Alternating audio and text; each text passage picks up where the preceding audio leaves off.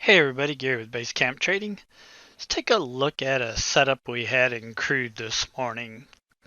Crude pushed up pretty hard in the overnight. There were a bunch of OPEC announcements and it had crude pushing higher. Crude got extended. We'd hit significantly overvalued on the 30s and the 240s. And then crude kind of started going sideways. You could see we were forming some bearish 30-minute divergence here, even though price was pushing higher, momentum was not following it. And you can see where the fast and slow line had actually crossed to the downside, and then we were just kind of flat with a very, very slight bearish lean on momentum, but all of our moving averages were still stacked to the upside. And then you can see we got these two dojis in a row, and this is showing indecision in crude, not showing which direction it wants to go. And on the 30-minute chart, when we get two dojis in a row, we do what we call a bracket the dojis setup.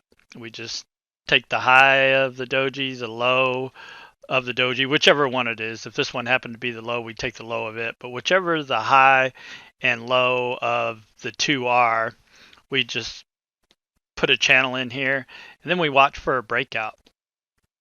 And you can see crude, we just kind of chop, and then we got this really bearish bar to the downside, little topping tail right there, and then the entire body of the bar was all selling, broke under the support, pushed down, got near the 50 EMA temporary support, and then pushed on down below that, got extended right here.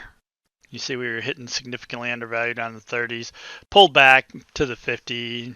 And again, we know the 50 and the 200 EMAs are very often significant support and resistance on the 30-minute chart. And we did poke under it, but we didn't stay under it. But that was still a nice move to the downside. This is what that looked like on our Renko chart. You can see right here is where we had our channel lines drawn in. We broke to the downside, and then we pushed all the way down to target. Our entry was 68.40. Our target was down here at 67.90.